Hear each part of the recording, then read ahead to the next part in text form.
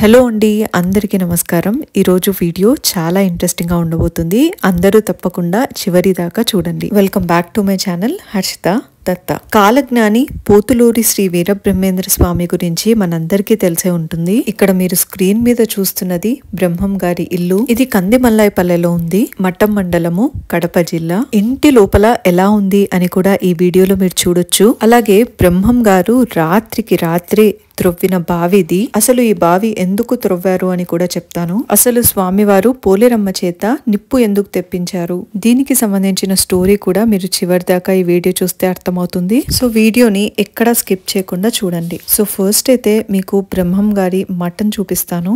మఠం లోపలికి ఎంటర్ అవ్వక ముందే ఇక్కడ బయట అన్ని స్వామివారికి పూజకు సంబంధించిన సామాన్లన్నీ దొరుకుతాయి. టెంకాయలు కానీ, పూలు కానీ ఇక్కడ మీరు తీసుకొని వెళ్ళొచ్చు. వీటితో పాటు హోటల్స్, కూల్ డ్రింక్ షాప్స్ కూడా ఉంటాయి. కాబట్టి ఏ ఇబ్బంది లేకుండా ఈ మఠం అయితే మీరు దర్శించుకోవచ్చు. మఠం ఎంట్రన్స్ అయితే ఫ్రంట్ సైడ్ ఇలా ఉంటుంది. బయట సైడ్ ఇలా సింహాలు, లోపల సైడ్ అయితే ఏనుగులు బొమ్మలతో చాలా బ్యూటిఫుల్ గా ఉంటుంది. బయటి సైడ్ నుండి లోపలికి ఎంటర్ అవ్వగానే మనకు చాలా ప్రశాంతంగా అనిపిస్తుంది. చాలా విశాలమైన స్పేస్ ఉంటుంది లోపల. అందరూ తప్పకుండా ఎక్స్పీరియన్స్ చేయాల్సిన ప్లేస్ అండి ఇది. కొన్ని ప్లేసెస్ ఎక్స్పీరియన్స్ చేస్తేనే అక్కడ ఉన్న ఎనర్జీ మనకైతే అర్థమవుతుంది. ఇందాక మీకు బయట సైడ్ నుండి ఎంట్రన్స్ చూపించాను కదా, లోపల ఎంటర్ అయ్యాక ఇలా ఉంటుంది. ఒక్కసారిగా చాలా ప్రశాంతంగా అనిపిస్తుంది. అలాగే ఇక్కడ ఎంటర్ అవ్వంగానే పైన షెడ్ కూడా వేశారండి. ఎండైనా వానైనా భక్తులకి ఇబ్బంది కలిగించేలాగా ఉండకుండా ఇలా అరేంజ్ చేశారు. ఇక్కడ ఎదురుగానే స్వామికి సంబంధించిన పుస్తకాలు అన్ని కూడా దొరుకుతాయి. స్వామివారి జీవిత చరిత్ర మీరు చదవాలనుకుంటే కూడా అక్కడ తీసుకొని చదవచ్చు. అలాగే ఈ షెడ్ లో ఒక పక్కన ఒక వినాయకుడి మండపం కూడా ఉంది. వచ్చిన భక్తులు దాదాపుగా అక్కడ దర్శనం చేసుకొని కూడా వెళ్తూ ఉంటారు. అలాగే ఇంకో పక్క ప్రసాదం కౌంటర్, స్వామివారికి సంబంధించిన పూజా సామాగ్రి, స్వామివారి ఫోటోలు, చేతికి కట్టుకునే దారాలు అవన్నీ తీసుకోవడానికి 2 షాప్స్ కూడా ఉన్నాయి. వాటి పక్కనే స్వామివారి దర్శనానికి వెళ్ళడానికి క్యూ లైన్ ఉంటుందండి. ఇంకో సైడ్ బాత్రూమ్ వెళ్ళడానికి కూడా ఇబ్బంది కలగకుండా ఏర్పాటు చేశారండి. ఇక్కడ దర్శనం టైమింగ్స్ మీరు చూడొచ్చు. అలాగే పక్కన టికెట్ కౌంటర్ ఉంటుంది. ఈ ప్రాంగణంలోనే మనకి నందీశ్వరుడు కూడా ఉన్నారండి. ఇక్కడ చూస్తున్నారు కదా, చాలా బాగుంది. ఎదురుగా స్వామివారిని చూస్తున్నట్టుగా ఉంటుంది. ఇక్కడే స్వామివారి ప్రధాన ఆలయం ఉంటుంది. దాంట్లోనే బ్రహ్మం గారు సజీవ సమాధి చెందిన ప్రదేశం ఉంటుంది. అలాగే స్వామివారి సమాధి ఎదురుగా స్వామివారి భార్య అయినటువంటి గోవిందమ్మ గారి సమాధి, అలాగే ఆయన కుమారుడు పోతులూరయ్య గారు, ఆయన భార్య, వారి సమాధులు కూడా ఈ స్వామివారి సజీవ సమాధికి ఎదురుగా ఉంటాయి. ఇక్కడ ఫొటోస్, వీడియోస్ లోపల అలౌ చేయలేదండి, అందువల్ల తీయలేకపోయాను. మనం లోపల స్వామివారి సజీవ సమాధిని దర్శించుకున్న తర్వాత బయట ఇలా వారి ఫోటో, తర్వాత నవగ్రహాలు కూడా ఉన్నాయి. ప్రతి ఒక్కటి కూడా ప్రశాంతంగా మీరు అన్ని దర్శనం చేసుకుని ఆ ప్లేస్ ని మంచిగా ఎక్స్పీరియన్స్ చేసి రండి. నాకైతే చాలా ప్రశాంతంగా అనిపించింది. ఇంకొకటి ఏంటంటే, బ్రహ్మం గారు సజీవ సమాధికి వెళ్లిపోయే ముందు ఇక్కడ కూర్చుని ఆ ఊరి ప్రజలకు దర్శనం ఇచ్చారట. దాని తర్వాత స్వామివారు సజీవ సమాధిలోకి వెళ్లిపోయారు. అందుకని ఇక్కడ కూడా పూజా కార్యక్రమాలు నిర్వహిస్తారు. మీరు వెళ్ళినప్పుడు కూడా అక్కడ ఖచ్చితంగా దర్శనం చేసుకోండి. ఇక్కడ ఒక పెద్ద రావి చెట్టు కూడా ఉంటుందండి. దీనితో పాటు ఒక వేప చెట్టు కూడా అప్పట్లో స్వామివారు నాటారు అని ఇక్కడ వాళ్ళు చెప్తున్నారనమాట. తర్వాత కాలంలో అది అంతరించిపోయింది. ప్రస్తుతం ఇందాక మీరు చూసిన రావి చెట్టు మాత్రం మిగిలింది. ఇంకా దీని చుట్టూ కూడా నాగమయ శిలలను ప్రతిష్ఠించారు. దీని పక్కనే ఒక పురాతనమైన శివాలయం ఉంటుందండి. పెద్దదేం కాదు, ఒక చిన్న ఆలయం లాగా ఉంటుంది. ఈ శివయ్యను కూడా మీరు ఇక్కడ దర్శనం చేసుకోవచ్చు. యాక్చువల్ గా ఏమైందంటే, పూజారి గారే వీడియో తీసుకోవచ్చా అంటే ఆయనే స్వయంగా గర్భగుడిలో నుంచి ఇలా చక్కగా వీడియో తీశారు. సో ప్రతి ఒక్కటి మీకు షేర్ చేయాలన్న ఉద్దేశంతో నేను ఏది మిస్ అవ్వకుండా క్యాప్చర్ చేయాలి అనుకుంటాను. ఇక్కడ వీరభద్ర స్వామిది రథం కూడా మీరు చూడొచ్చు. చాలా పురాతనమైనది, ఎంతో బ్యూటిఫుల్ గా ఉంది చూడండి. స్వామి సజీవ సమాధి అయిన మఠం అయితే ఓవరాల్ గా ఇక్కడైతే కవర్ చేశాను. ఇక్కడతో ఈ వీడియోని అస్సలు ఏం చేయకండి. నెక్స్ట్ అయితే మీకు బ్రహ్మం గారి ఇల్లు చూపిస్తాను. అస్సలు ఏ చేంజెస్ చేయకుండా స్వామివారి ఇల్లు అలానే ఉంచారంట. దారిలో వెళ్ళేటప్పుడు ఇలాంటివి కొన్ని అమ్ముతూ ఉన్నారు. ఇది ఏంటా అని అడిగితే, ఈ చెక్క బీపీ, షుగర్ ని న్యాచురల్ గా తగ్గించడం కోసం యూస్ చేస్తారంట. సైజెస్ ని బట్టి ప్రైజెస్ ఉన్నాయి. చిన్న సైజ్ నుండి పెద్ద సైజ్ వరకు 20, 30, 40 ఆ రేట్స్ లో ఉన్నాయన్నమాట. ఈ చెక్క పేరు నాగముష్టి. దీని నుంచి ఇంకా చాలా ఉపయోగాలు కూడా ఉంటాయంట. స్కిన్ ఇన్ఫెక్షన్స్ కి, డైజెషన్ కి కూడా బాగా హెల్ప్ అవుతుందంట. ఇది ఎలా యూస్ చేయాలి అంటే, చెక్కను కొంచెం దంచి వచ్చిన పౌడర్ ని ఒక 1/4 టేబుల్ స్పూన్ తీసుకుని వాటర్ లో మిక్స్ చేసి ఎంటీ స్టమక్ తో తాగేయాలి. ఇలా చేస్తే కొద్ది రోజులకే డిఫరెన్స్ తెలుస్తుంది అన్నారు. సో ఫైనల్ గా ఇప్పుడు మనము వీర బ్రహ్మేంద్ర స్వామి వారి ఇంటి దగ్గరికి అయితే వచ్చేసాము. ఇది బ్రహ్మం గారు స్వయంగా నిర్మించుకున్న ఇల్లు. బ్రహ్మం గారి ఆజ్ఞ మేరకు ఆ ఊరి పెద్దకు చుట్ట వెలిగించుకోవడానికి గ్రామ దేవత అయిన పోలేరమ్మ స్వయంగా నిప్పు తీసుకొని వస్తుంది. ఇక్కడ ఒక వేప చెట్టు దగ్గర ఈ అద్భుత మహిమ జరిగింది. దీనికి సంబంధించిన విషయాన్ని ఈ వీడియో ఎండింగ్ లో మీరు చూడొచ్చు. బ్రహ్మం గారు స్వయంగా నిర్మించుకున్న ఇల్లు ఈ వేప చెట్టు నుండి కొంచెం ముందరకొస్తే కనిపిస్తుంది. ఇదే బ్రహ్మం గారి ఇల్లు. అప్పట్లో బ్రహ్మం గారు తన చేతులతో స్వయంగా నిర్మించుకున్న ఇల్లు. ఎంతో సృజనాత్మకంగా చాలా బాగుంది. అప్పట్లోనే ఎంత చక్కగా బ్యూటిఫుల్ గా తయారు చేసుకున్నారు. ఈ ప్లేస్ కి మీరు వెళ్ళినప్పుడు అక్కడ అలా కాసేపు కూర్చొని ప్రశాంతంగా మెడిటేషన్ అయితే చేసుకోండి. మీరు కింద కూర్చోగలరంటే అరుగు మీద కాకుండా కింద కూర్చొని చేసుకోండి. ఎందుకంటే ఆయన ఆ ప్లేస్ లో తిరిగి ఉంటారు కదా, సో ఆయన ఎనర్జీకి అలా కూర్చుంటే చాలా బాగా కనెక్ట్ అవ్వచ్చు. ఇది ఆయన జీవిత చరిత్ర క్లియర్ గా ఇక్కడ మీరు చదవచ్చు. ఇక్కడ కనిపిస్తున్న బావికి కూడా చాలా చరిత్ర ఉంది. అప్పట్లో కంది మల్లైపల్లగా పిలువబడుతున్న గ్రామ ప్రజలు ఊరిలో జరిగే జాతర కోసం బ్రహ్మం గారిని చందా అడుగుతారు. అప్పుడు బ్రహ్మం గారు తను ఆర్థికంగా చందా ఇవ్వలేనని నా వంతుగా నా వృత్తిపరంగా రథం చేయిస్తాను అని అంటారు. కానీ అందుకు ఆ గ్రామ ప్రజలు ఒప్పుకోక శిక్షగా ఊరి గ్రామంలో ఏ బావి నుండి కూడా నీళ్లు ఉపయోగించుకోకూడదు అని చెప్తారు. అందుకు బ్రహ్మం గారు తన నీటి అవసరాల కోసం జింక కొమ్ముతో సుమారు 125 అడుగుల బావి తానే స్వయంగా తవ్వుకున్నారు అని చెప్తారు. ఇదే ఆ బావి. ఈ బావిలోని నీటిని మేము కూడా తాగాము. చాలా రుచిగా స్వచ్ఛంగా ఉన్నాయి. జింక కొమ్ముతో ఈ బావి మొత్తం తవ్వారంట. నాకైతే నిజంగా చాలా ఆశ్చర్యంగా అనిపించింది. ఇక్కడికి వచ్చిన భక్తులు కూడా ఈ నీటిని ఖచ్చితంగా తాగి వెళ్తారట. చాలా లోతుగా కూడా ఉంది.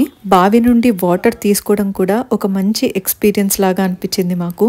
భక్తుల నమ్మకం ఏంటంటే ఈ వాటర్ తాగితే హెల్త్ కి చాలా మంచిదంటారు. ఎంతైనా బ్రహ్మం గారు తవ్విన బావి కాబట్టి ఈ వాటర్ ని చాలా పవిత్రంగా చూస్తారనమాట. నిజంగా వాటర్ అయితే చాలా చాలా బాగున్నాయి. మీకు బ్రహ్మం గారి ఇంటి ఫ్రంట్ సైడ్ చూపించాను కదా, బ్యాక్ సైడ్ అయితే ఇలా ఒకటి ఉంది డోర్. ఆ డోర్ లోపల నుండి చూస్తే ఇలా ఒక రూమ్ అయితే కనిపించింది. అప్పుడు ఎలాగా ఉండిందో అలానే పెట్టారు, ఎలాంటి రీమోడల్ చేయకుండా. సో ఇల్లంతా ఒకసారి చూసుకొని పక్కనే ఉన్న రామాలయానికి అయితే వెళ్ళాము. ఇక్కడే రచ్చబండ ఉంటుంది. ఇందాక నేను చెప్పిన రావి చెట్టు ఇదే పోలేరమ్మ చేత నిప్పు తెప్పించిన రచ్చబండ. ఈ రావి చెట్టు చుట్టూ ప్రదక్షిణ చేస్తే కూడా చాలా మంచిది. సో ఇక్కడ పాదాలు కూడా మీరు చూడొచ్చు. అలాగే ఈ రావి చెట్టు వెనకాల బ్రహ్మం గారు స్వయంగా ప్రతిష్ఠించిన విగ్రహాలు ఇవి. రాముడు, సీత, లక్ష్మణుడు, అలాగే హనుమంతుడు. ఈ చెట్టు ఎదురుగానే పైన మనకు రామాలయం ఉంటుంది. ఈ టెంపుల్ చాలా బాగుంది. చాలా చిన్నగా ఉన్న ఎంతో చక్కగా కట్టించారనమాట. ఇక్కడ చూస్తున్నారు కదా వినాయకుడి విగ్రహం, అలాగే గర్భగుడిలో రాముడు, సీత, లక్ష్మణుడు కూడా మీరు చూడొచ్చు. బ్రహ్మం గారి మఠం, ఇల్లు, వీటికి సంబంధించిన ఇన్ఫర్మేషన్ కంప్లీట్ గా మీతో షేర్ చేశాను. స్వామివారు పోలేరమ్మ చేత నిప్పు ఎలా తెప్పించారు దీని గురించి ఈ గుడి దగ్గర ఒక వ్యక్తి ఉన్నారు. ఆయన చక్కగా ఈ కథ గురించి వివరించారు. అది కూడా మీరు లాస్ట్ దాకా మిస్ అవ్వకుండా ఈ వీడియోలో చూడండి. మీకు ఈ వీడియో నచ్చితే తప్పకుండా లైక్, షేర్ చేయండి. నా వీడియో మీరు ఫస్ట్ టైం చూస్తున్నట్టయితే సబ్స్క్రైబ్ చేయడం మర్చిపోకండి. ఇంతదాకా మన ఛానల్ ని లైక్ చేసి, సపోర్ట్ చేసి, సబ్స్క్రైబ్ చేసుకుని చూస్తున్న ప్రతి ఒక్కరికి థ్యాంక్ యూ సో మచ్. ఇలానే మీరు సపోర్ట్ చేయాలని అనుకుంటున్నాను. బ్రహ్మం గారి ఇంట్రెస్టింగ్ స్టోరీ ఇక్కడ చూసేయండి. అక్కడ స్వామివారు కూర్చున్న పవిత్రమైన స్థలం. అక్కడ ఆయన స్వామి నివాస గృహం. స్వామి ఆ నివాస గృహంలో ఆనాడు వడ్రంగి పని చేస్తుండేవారు. ఆనాడు గ్రామం పేరు కందిమల్లాయపల్లి.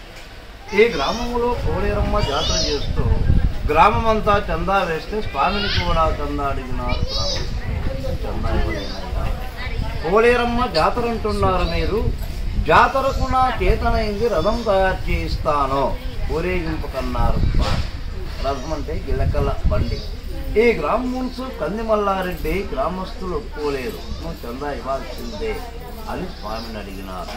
అడిగితే ఇవ్వనందుకు స్వామి కొన్ని ఇబ్బందులు పెట్టినారు. ఆనాడు గ్రామస్తులు బావికి నీళ్లకు రానివ్వకుండా స్వామిని. అప్పుడు ఆయన రాత్రికి రాత్రి జింక కొమ్ముతో ఆ నివాస గృహంలో ఉండే బావిని ఆయన కుటుంబాలతో ఆయన మరుసటి రోజు గ్రామ పెద్దలంతా వచ్చి ఇక్కడ రసబండ దగ్గర కూర్చొని ఎవరెవరు చందా ఇచ్చినారయ్యా అని అడిగితే గ్రామమంతా ఇచ్చినారు కానీ వీరప్పయ్య చందా ఇవ్వలేదన్నారు గ్రామస్తులు.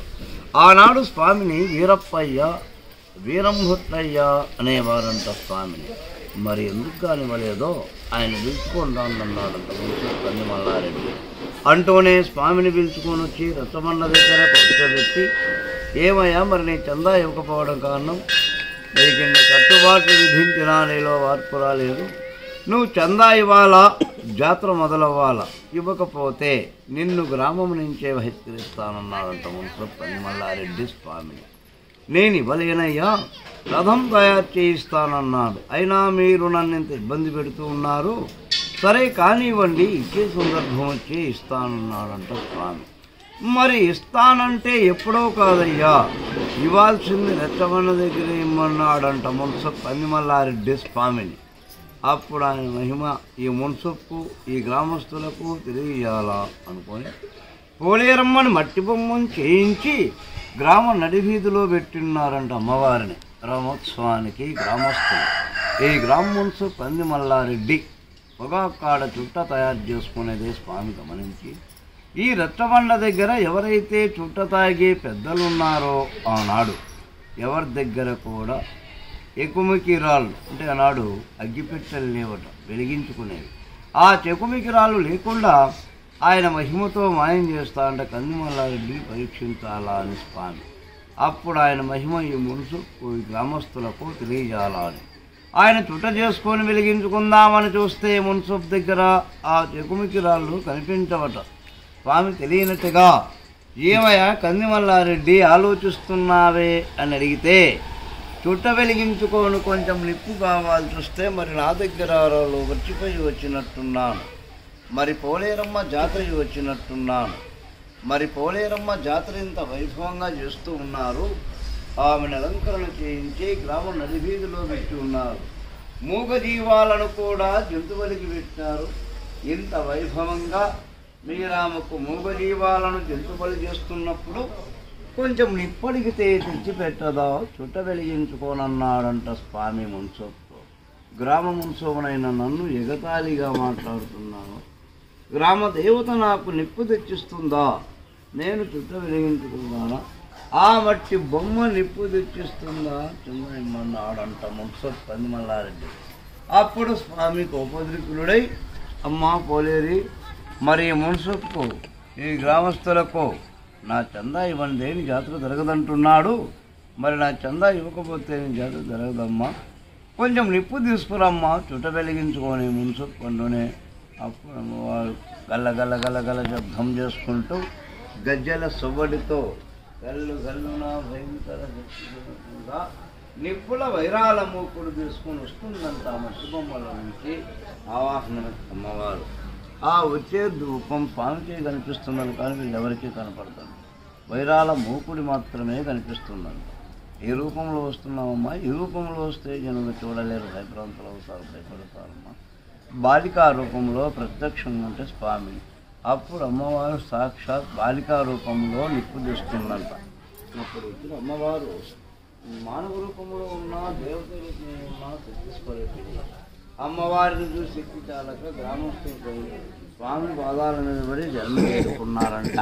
మహాన్ భావ, నువ్వేదో సామాన్య మానవుడని మేమనుకున్నామయ్యా, దైవాంశ సంభూతుడని తెలియక నీకు ఇబ్బందులు పెట్టినామంటే నాయన, ఈనాడు నువ్వు తెలిసి చేసినా తెలియక చేసినా నేను మన్నిస్తాను, కొంతకాలానికి సజీవ సమాధి అవుతాను, సజీవ సమాధి అయిన తర్వాత నా జీవ సమాధిలో నివాస గృహంలో భక్తాదులు దర్శనానికి వస్తారు, వాళ్ళల్లో కూడా అమాయకులు ఉండొచ్చు, మీలాంటి వాళ్ళు గ్రామంలో ఉన్నారంటే గ్రామస్తులే కాదు, వచ్చే భక్తాదులను కూడా నన్ను ఇబ్బంది పెట్టి వాళ్ళను మీరు ఇబ్బంది పెడతారు. ఈ కందిమల్లాయపల్లి గ్రామంలో ఉండే మున్సిపల్ కన్ని మల్లారెడ్డి వంశవృద్ధి లేకుండా పోగా అని వాళ్ళ కన్ని మల్లారెడ్డి వంశీకులంతా ఆనాడుతోనే గతించారు. అప్పుడు అమ్మవారి చెప్పినాను, పోలేదు, నువ్వు ఎక్కడున్నా జంతువులు పొంగళ్ళు జరగాలమ్మా, నీవు ఈ రక్తపాతలేక లేకుండా గ్రామానికి వెలుపల పర్లాంగు దూరంలో చెట్లు లీనమైపోమ్మా, అక్కడ నీ పొంగళ్ళు జరుపుకోమంటూనే స్వామి అమ్మవారి చెట్లో లీనమై గ్రామానికి కిలోమీటర్ ఉంటుంది, అదేనమ్మా బద్వేలు దారిలో కుప్ప కింద అమ్మవారికి సమీప